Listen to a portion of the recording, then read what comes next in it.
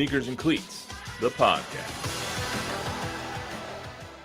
Sneakers and Cleats podcast. It is Thursday, September 11th. This is episode 225. Matt Roy, Chuck McTinnick, Bob Gambert, Luis Escamilla over there running the smooth keys.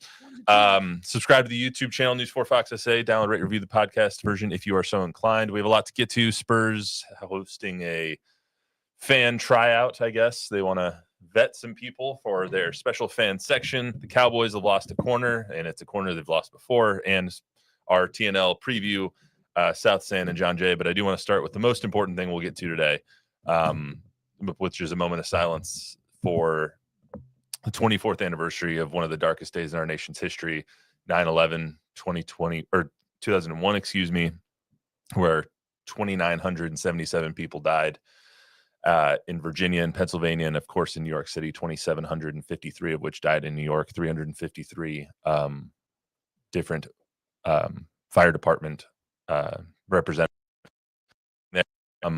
Throughout the morning show this morning, we went through and listened to a lot of the stuff that was going on in New York and the memorial that's going on there. This is what it sounded like in New York City, 9:03 Eastern time this morning, which is when 24 years ago, the second plane hit the South Tower. So this is the moment of silence that they observed then.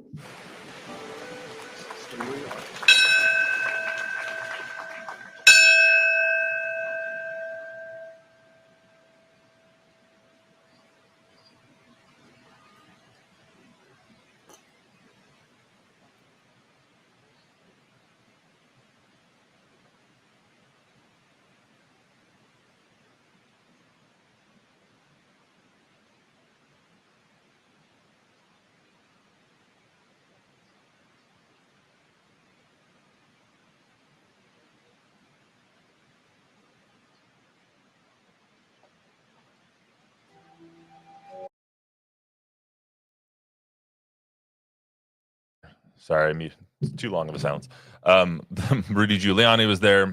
President Trump, his wife Melania was there. A lot of people there this morning. They read all 2,977 names as they do every year, as we all never forget the importance of today. Chuck, anything you'd like to add? Yeah, I mean, it brings back a lot of memories from that day. I mean, my wife, Melissa, and I enjoyed the birth of our third child, Natalie, just 5 days before. And, you know, my memories of that are fairly vivid, I think, for a lot of people that lived through it, and especially if you're working in a newsroom at the time when this all went down. But yeah, I mean, it was stunning. I mean, I stayed up late that night because it was my turn to do the feedings. And so my wife came in, I don't remember, it was like 9 or 9:15. She said, "Hey, they're bombing the buildings in New York." And like, I just kind of rolled over and went, I didn't even know what to make of it. I obviously made no sense of it. And I went back to sleep, and I think I slept about another 30 minutes. And I think it hit me after I woke up. It's like, wait, did she say something about, and then my dad happened to be in town too. He was in for a visit, and we were supposed to take him to the airport later that day. My dad's retired military. And then so to have conversations with him in real time, what was going on. And I just remember him saying, there's no way an operation like this could have been pulled off without us knowing. It's impossible. And, you know, that really resonated with me, and him also being sad at the same time, how we as a nation, those that were in a position of power, how we in that moment had really failed the citizens of the United States. I mean, it's still really hard to wrap your head around a lot of the details of what occurred and put into words, you know, and then to come to work and then instantly just jump into what the day unfolded and, you know, doing news stories that day, and then getting word later in the day, oh, that's right, my cousin Lisa, her husband Frank, works in Manhattan, you know, what's going on with him? And then we couldn't get in touch with anybody up there. And then luckily, you know, as a matter of fate, my cousin's husband Frank was ill that day and didn't go into work. So, I mean, you know, there was a sigh of relief there, obviously, but just, you know, a lot of emotions. And, you know, obviously for that area too, it's, if you've ever gone to that site after the event, it's, to me, I actually did. I went to the 9/11 site while they were building the new tower, and I didn't have any idea where I was going, and I just had an innate sense of where I needed to be, if that makes any sense. Like, I had a feeling it was like, no, we need to go this way. You could feel a strange energy, even, you know, it had been few years after the tragedy took place. I mean, just surreal in many ways, and, you know, still some questions, quite frankly, in the aftermath. I was 5 when it happened, but I still remember exactly where I was. Don't look at me like that, Luis. I was 5. I was in first grade. I was literally walking to class, and then we hear over the intercom, "Everybody get to class now!" And so we're all just barricaded in our classroom, and our teacher's trying to, like, Mr. Morway, he was trying to, like, incognito find out what was happening and, like, pull back sobs. And I can still, like, imagine his face, because none of us knew what was going on, but he knew what was going on. And so it was all pretty crazy. But I mentioned it this morning on the morning show that moment, which is one of the worst times in American history, gave birth to one of the best moments in American history, which was May 2nd, 2011, when Osama bin Laden was killed. And Obama was able to give that speech. And it was like a full circle moment of the horror and terror that happened. Obviously could never bring back those near 3,000 lives, but it was like the most healing moment that I've ever seen or ever witnessed. I was at a Stagecoach, the music festival, country music festival in Southern California. And the act that was up, you could start hearing a murmur through the crowd. And this act that was up was Rascal Flatts. And they come on the mic and they said, "We got him, y'all." And then everyone goes crazy. 100,000 people going nuts with American flags and everyone hugging each other, kissing each other. It was not like that, but like in happiness.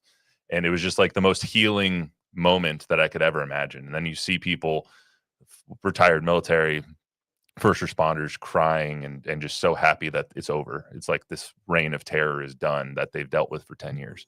And so it was, we couldn't go. And I know this is a sports podcast, and we're going to get to sports right now, but there's no having this day without that being mentioned. So glad we spent the first 10 minutes or so talking about it. Bob, Luis, you guys want to add anything before we move on? I was numb from the death of Charlie Kirk, and so this 9/11 hit me a little differently. It's like it was just overshadowed. You know what I mean? Mm-hmm. Yeah. I mean, now you remember both days, day before 9/11 and the day of, for different tragic events. And also, now that you've mentioned it, a heartfelt condolences and sympathies to his family. And that's, no matter what your beliefs are, political violence is never the answer. So I'm not going to spend too much time on that stuff, but let's get to some fun stuff. There's no easy transition away from that. So let's just... Period. New sentence. Spurs are looking to build their fan base in San Antonio and in the Frostbank Center in a pretty unique way. Also, area code 225. You got any guesses? None. Bob? I don't know. I should start doing some homework before I show up here. No, don't cheat like Don. You got caught. Don cheated last time.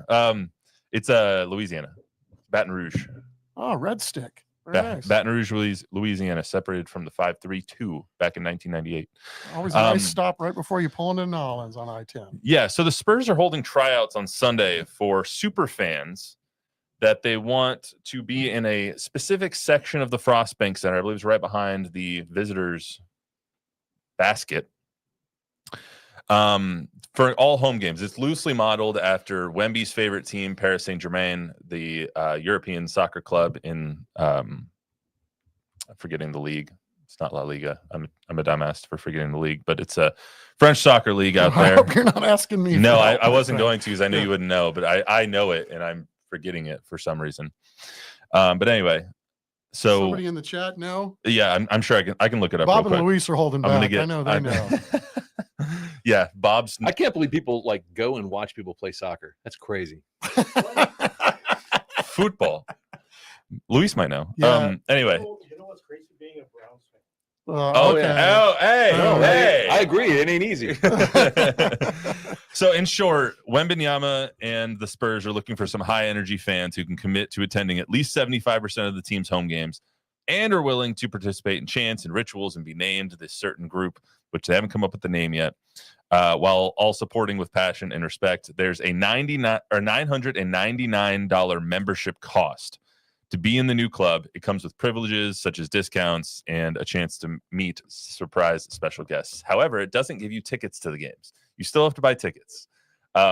You just get to sit in this certain fan section and be part of this special group that is coached essentially by Victor, and he has no doubt will help them win games. This is what Wemby had to say yesterday before we give our take on it. We're gonna hold what do you call, like a selection, try to notice who are the very most dedicated amongst the dedicated, and hold tryouts, have practices just like we do with the team, and figure out what chance we want, what name, what logo, and what messages we want to tell the world in the NBA. Chuck, what are your thoughts? Just keep it clean. Coach them up and keep it clean, right? We need more fans that are willing to keep it on the PG level so that it's a fan-friendly, fun environment when you go to a ball game. Let's keep it fun. Keep it fun. As someone who watches soccer, and besides Luis, probably the only person in this room who watches soccer regularly, it's a scene at Euro soccer games. Like, it is nuts. Yeah, and it's rough too. Yeah, I mean, going to a Raiders game in Oakland was tough. You ain't seen nothing on some of these other I mean, ones. it is rough. You got to keep it clean, yes, but that's what American sports are really missing, is like, you go to a European soccer event, and yes, you kind of have to have a lot of fun in the crowd because there's only like 3 goals a match, or sometimes no goals in a match, and it's a tie, and everyone's like, yay, or boo. They say nil. Yeah, 0-0 in the match. And they say pitch. They do. We're not talking baseball.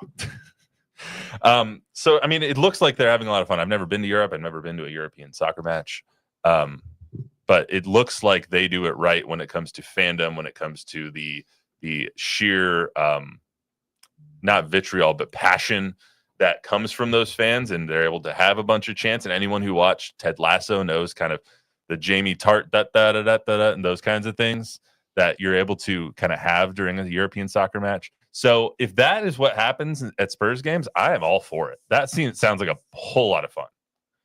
I mean, doesn't it? Like, wouldn't you like to see that if you go to a Spurs game and you just see, 5,000 fans just on their feet the entire match, having entire game, jumping up and down and yelling and chanting and. Yeah, and something tells me I'm not the target audience. No, I don't think so. I don't think you are. What I think like a nice promotion. What I think will be great is Sunday when they have the tryouts 7 to 9 o'clock over at Freeman Coliseum. I think it'll be hilarious if we do a package on it and just like get people to go crazy and show us what's your tryout going to look like. What are you going to do? You get over there. Sounds like we got a story coming. I just think it would be funny. I think it'd be so funny to go out there and just have people do their tryout. Like, it would. What are they going to do? How do you try out for a fan? Yeah, that was my question. What is this going to be like? Yeah, just keep it clean, y'all. Will it be just keep it clean. Chuck's no fun. All right, let's get on to the. Hold Cowboys. up, there's an important question from Robert important Smith in the. Is it Tom Guerrero?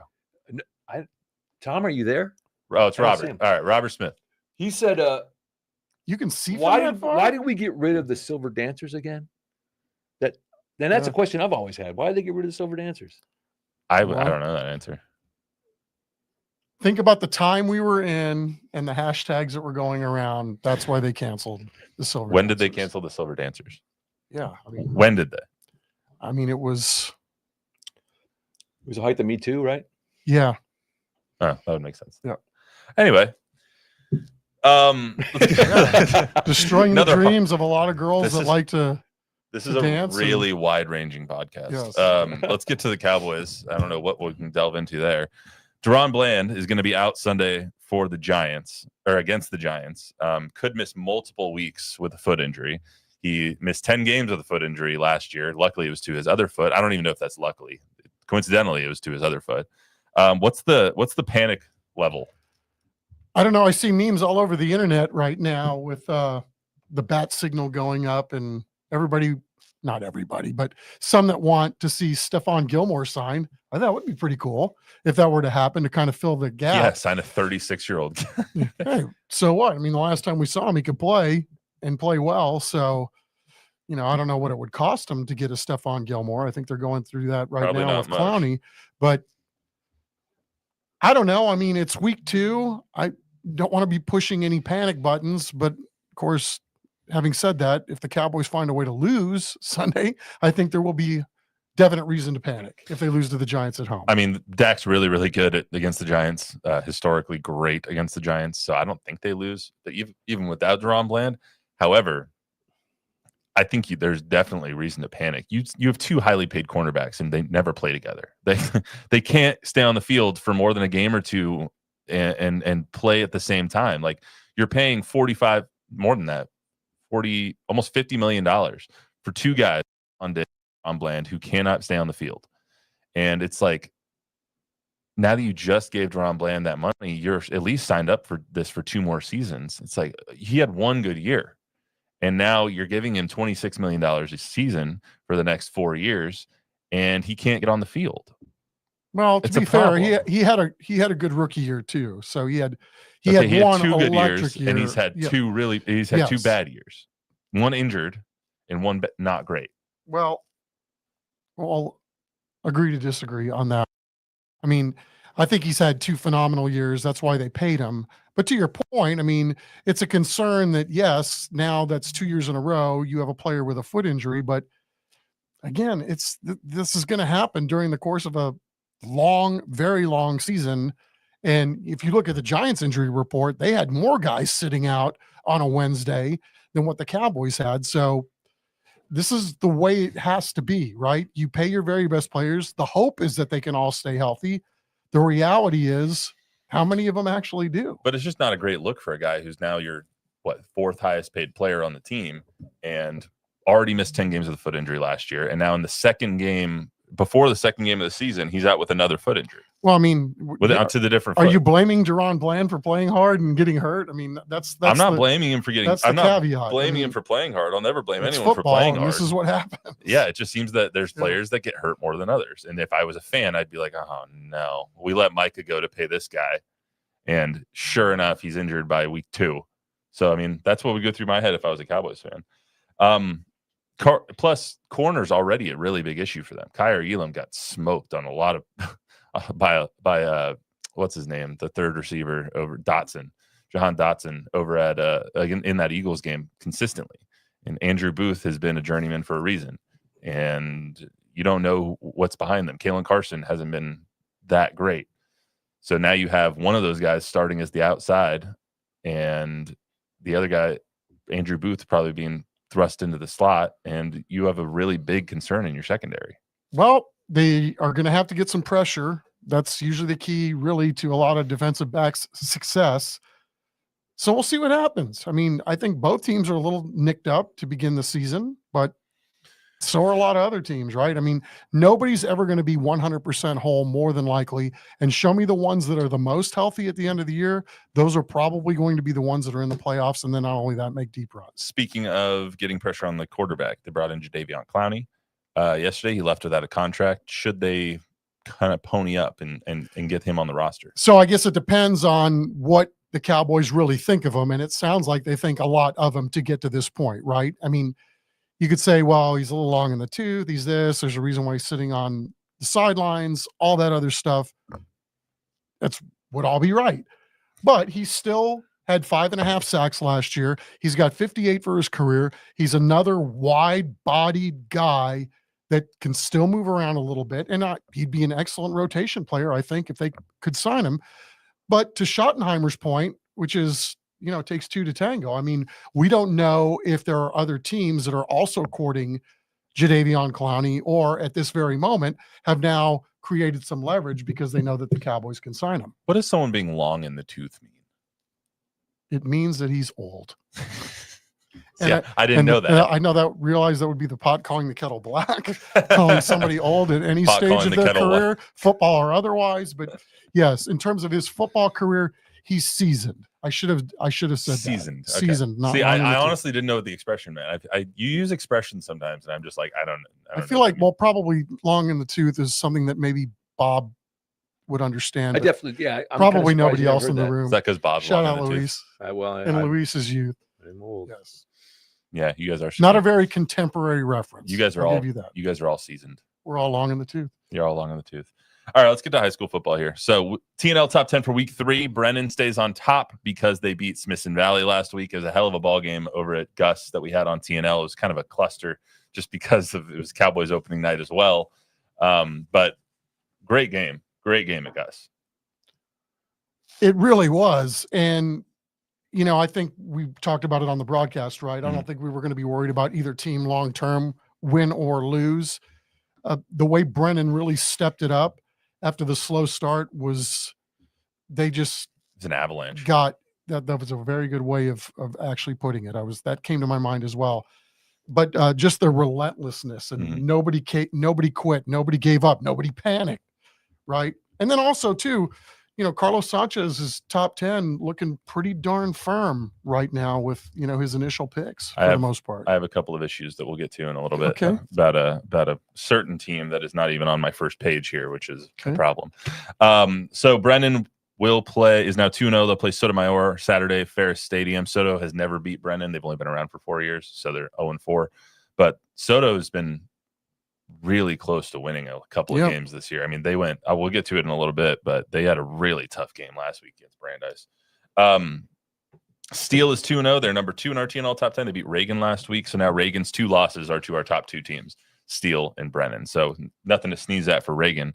They lost 28-13. Brandeis is their next game. Steele will host Brandeis at Lenhoff.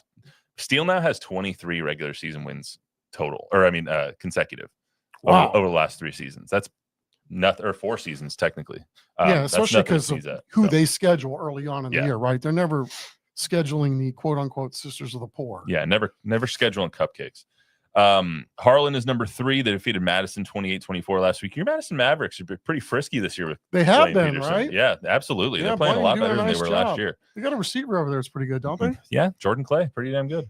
Harlan is off this week, so they have a bye week. They'll play Brennan next week. That's intentional from Coach Salas. You want your biggest game coming right off a bye, so especially because Jivery Graham, their star running back, who's going to. I'm gonna kick myself because I'm forgetting who he's going. I am where too. Where Now he's that going. you said it, it's like I want to say Baylor, but I know and it's I wrong. want to say SMU. It's one of those two. And we're probably both wrong. Probably hell of a game So between those two last week. They play Brennan next week, so they will stay stagnant. But Jiver Graham is hurt, and so he gets a week kind of to heal up before the Brennan game, which is going to be a banger over at Ferris Stadium next week. Johnson defeated Piper last week. Johnson's a 6A team. Piper's a 5A team. Take that for what you will. Piper lost 31-22 to Johnson behind 4 picks. 4 picks, and they still only lost by 9 points, Piper. So the Piper is still on this TNL top 10 for a reason, but Johnson is, I would argue that Johnson should be higher on this list.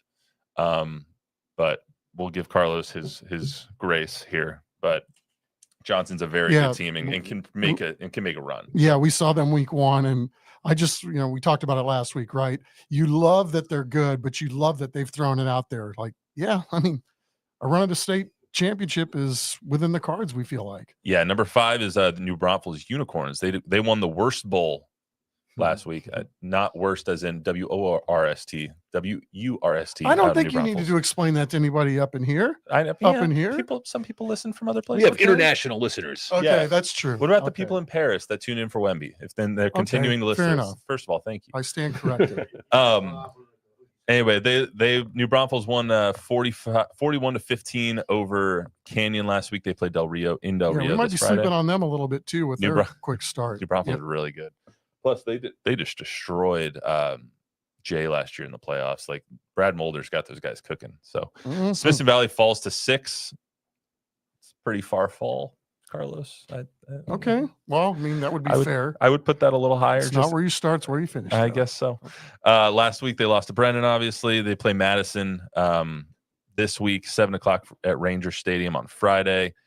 This is their last non-district game before getting into district play. Brandeis is 2-0. They are number 7 in our TNL top 10. They defeated Soto, as I alluded to earlier, in triple overtime last week at Ferris Stadium. 48-46 in triple OT. So a hell of a game. They've had 2 really close games, Brandeis. Their first game, they were up 35-0 or 35-3 on O'Connor. O'Connor came all the way back, took the lead at 38-35, and then Brandeis scored a late touchdown. And then this one, they win in triple OT. I think Keamy Lewis is aging by the day. Double. So not as long as you're winning, right? I mean, they got a tough one against Steele. They're 1-8 all time against Steele in this rivalry. They play Friday at Lenhoff, 7:30. Piper is 1-1. They lost to Johnson. They play Davenport this week at Warrior Stadium, 7:30 on Friday. This is the one I have an issue with. Alamo Heights. They should be way higher on this list. They are so freaking good. Yeah. Alamo Heights and Coach Ritteman, like, this is just another Coach Ritteman squad who is just tough as nails. And remember when, I think it was 2 weeks ago, maybe last week, I said DK Garza might be better and has made the biggest improvement of anybody in our area. And that's saying something. It's like up from up. Yeah, 368 yards and 6 touchdowns for DK Garza last week against Churchill. They won 54-24 over Churchill. Like, that's video game numbers. They got dudes on top of dudes, as we saw last year, even when they had the dude. Yeah, I would put Alamo Heights way higher, especially over Piper, who's a separate 5A team, and they're 1-1. Alamo Heights is 2-0 and convincing 2-0. They won 70-35 and 54-24. I would put them way higher on this list. And plus, since Piper only beat Bernie by 4 points. So, I mean, there's nothing against Piper. I'm just saying Alamo Heights is shown that they're better so far this season. Clark is 2-0. They're number 10 in our TNL top 10. They defeated Stevens last week, 47-21. Next week this coming week they play East Central at Ferris on Friday. Did you know that Clark hasn't beat East Central since 2002? It's on my sheet. Oh, it is? Yeah. Oh, okay. Sorry. Damn, he took my nugget. He from took me. the words right out of my mouth. I was literally about to say that. All right, let's get to our TNL game of the week. John Jay versus South San, 2 5A teams. It's starting off district play tonight, 7:00 at Gustafson Stadium. On the CWSA, if you can't be there, even though we would prefer you to be there because you get to see our shining, beautiful faces and me stuffing my face full of pizza as I do every Thursday now because the Little Caesars Thursday Night Lights. Dude, 2 weeks in a row. Congrats. And really big plays of sending the pizzas upstairs too. Well, last week I was running out of not gone unnoticed. Last week I was running out of the stadium. I was like, I got to bring pizza upstairs. Hold on. That was very, very sweet of you. Thank you. So South San, we'll start with South San because we weren't able to talk to Coach Gutierrez and John Jay on camera this week. So we'll start with South San. Coach Phil Baron, the third. He is in his 4th season, I think, over at South San. I have my notes right here from Chris Kotfus. He started in 2020, so it was actually his 5th season over at South San. Last year, they were 8-3. It had their best record since 1998. So he's got the guys over there playing much better than when he took over the program. Let's hear from Coach Barone and the guys before we chime in. Yeah, I think it's just the experience our kids have that's kind of led us to our 2-0 start. A bunch of juniors, a bunch of seniors on the team that have been there before. And I think that's why we're at. At this particular point in the season, as you get ready for district play, has anything surprised you? Has any group of these guys kind of even exceeded the expectations so far? I think we've seen from the boys what we expected. A bunch of these boys had really good off seasons, really good summers. So I think that they're kind of meeting the standard and the expectation that they had in the fall and in summer, or in the spring and in summer. Now you get ready to start district play, and obviously you're going up against one of the powerhouses in this district. Do you need to even say anything to these guys to get these guys even motivated for what they're going to face on Thursday night? Yeah, we're 2-0, they're 2-0, and they've got a really good ball club over there. Coach Gutierrez has done a great job, and so it's a rematch from last year, and I think the boys are excited for it and ready to to play John Jay for the second round, and both being 2-0. So hopefully the results a little bit different this year. This is not a program that a whole lot of people in San Antonio, other than the South San faithful, know a whole lot about. This week you get a chance to showcase that talent on TNL. How special is that for you guys now that San Antonio will get to see a 2-0 South San team go up against a 2-0 John Jay team? Every opportunity is special, like it could be little, it could be big. As long as it's football, it's a special opportunity. So.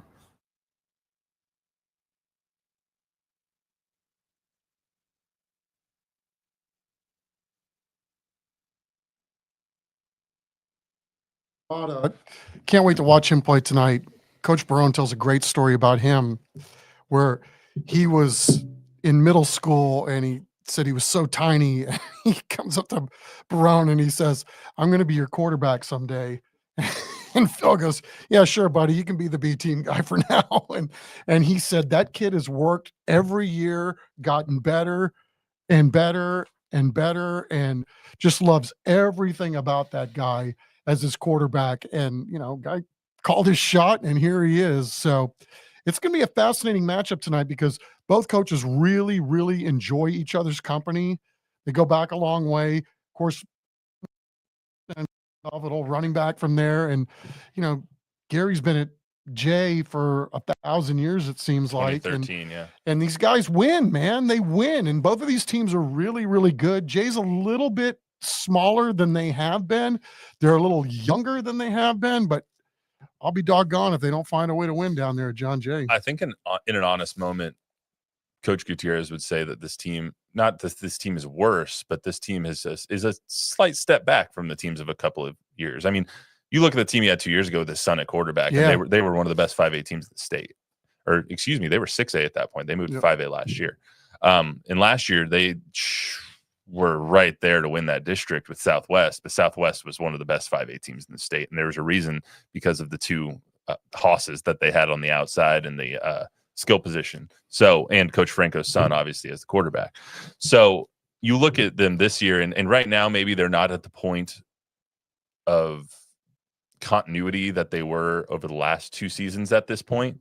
But I guarantee you by game 10, John Jay is going to be knocking on the door for at least probably a district title, and for sure a playoff spot. Yeah, I mean, you would expect both of these teams to be there at the end. I think it's fascinating that we get a game like this, both of these teams, like right out of the gate. It's one of those games for me, kind of hope that would come down to the end of the season, both teams kind of duking it out or jockeying for playoff position, or maybe even to win the district title. Well, it's one of the reasons we scheduled Jay and Southwest later in the season, because those two were the teams that were battling for a district title. South San had 2 losses in district last year to Southwest and to John Jay. So this game very well could decide a district title. And it's pretty cool to see that's going to be on our air, and we're going to get to witness it firsthand. Doggone right. 3rd straight week in a row. We don't have a single team that's played on TNL with a loss. So we're on a hot streak here to start. Who's next week? I don't know. We really take this literally 1 week at a time, bro. Gary Gutierrez and his team, obviously 2-0. They are one of the best run teams that we have. They've had some really good players come out of that school. Jacob Zeno, just to name a few, or just to name one. They lost last year to New Braunfels in the first round, but they are always really, really good over at John Jay. And Jay's got a linebacker. Yeah, do you want to tell him about the MIT? Yeah, kid? I won't give away the kid's name yet because I'd like to save some of this for the broadcast. But yeah, you can give. He's in the robotics club. He's got a really high GPA. He plays the upright bass. How old school is that? He's in orchestra, yeah. And his goal is to play football at MIT. And I think it was news to both of us that MIT does have a football team, Division III. Yeah, did you guys know that? You guys know MIT plays football? Division III football. I had no idea. I had no clue. But I mean, how cool is that you got a kid that multi-talented, that cultured, whatever. I mean, you put all that into one kid, and we're going to go watch him play football. And he's going to MIT, and it's his GPA is a 4.5. Like, I couldn't even dream of that. No, me neither. That's like 2 points away from where I was in high school. I can't even spell it. What'd you say? Alamo Heights and Clemens next week. Go. Thank you. We had Alamo Heights Clemens last year too. Yeah, it's the MIT engineers, of course. Of course they are. Do you think they're really good at football? No. Early, Or do you think they're really good at like field goals? They can calculate the trajectory and, No. and like No. you don't think they're really what was it? Can you look it up? What was their record last year? Now I'm just curious. We've already gone down the rabbit hole. We've spun off the rails once again. Just stick with We're us here. looking If up you want, MIT's football record. what was in their record last 2024. season? Does it matter It when they're going to matters. be our bosses someday? I know it matters to me. Okay. I just really want to know.